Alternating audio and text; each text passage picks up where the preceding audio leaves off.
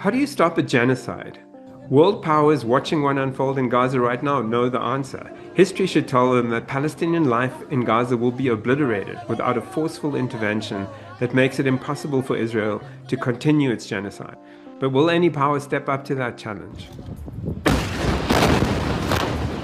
I'm Tony Karon, editorial lead of AJ+, and I like to study lessons from history. You already know enough, so do I. It's not knowledge we lack. What is missing is the courage to understand what we know and draw conclusions. That's a quote from Sven Lindqvist, the great Swedish historian of racism and genocides. And it challenges us to read the writing on the wall, which is something the governments of the world are studiously avoiding. We all know that the Nazi Holocaust was ended only by the military defeat of Hitler's Germany. But what are the genocides that have occurred since? Some examples from the past half century show a pattern.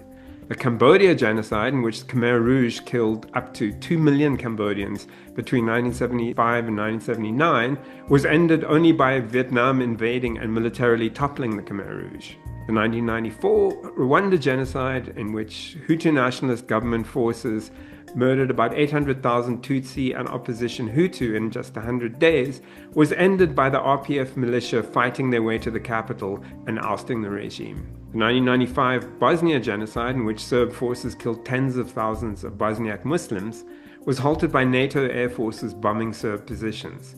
See the pattern? No genocide in modern history was ever ended without military pressure on the perpetrators. Genocides are either halted by military force or the threat of military force, or they are left to run their course, as we see today, for example, in Myanmar, where the Rohingya have been under genocidal attack by the military regime for the past 7 years, in Darfur, where hundreds of thousands have been killed over the past 22 years by government-backed militia, and of course in Gaza, where Israel has killed more than 63,000 Palestinians, mostly civilians, almost half children, wounded more than 160,000, imposed a siege that brings death by starvation, and it adds to that tally every day. So, how has Israel been able to sustain this plainly criminal campaign? The answer is impunity.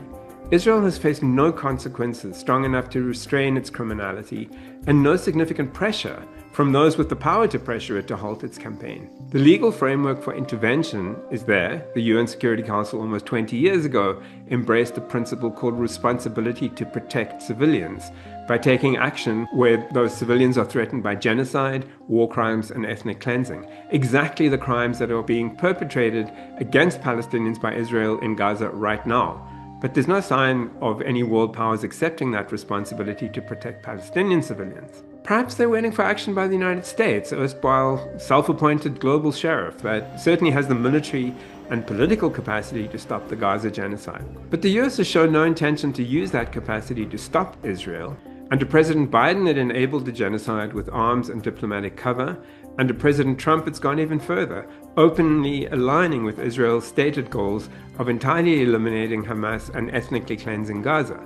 President Trump has called it clearing out the territory and has vowed to take direct US control to build a Gaza Riviera free of Palestinians. These goals are reflected in the behavior of both Israel and the US over ceasefire terms they keep changing, which have until now served principally to buy time for Israeli forces to achieve objectives that seem to be endorsed by the US. Israel's Prime Minister Netanyahu says Trump told him, forget the partial deals, go in with full force, finish it. The US hasn't thus far contradicted that statement, and President Trump has repeatedly stressed that it's up to Israel to decide Gaza's fate now and in the long term. So if the US is effectively underwriting the genocide and co-owning the ethnic cleansing of Gaza, it clearly has no intention of acting to save Palestinian Gaza. The sheriff, you might say, has gone fully rogue.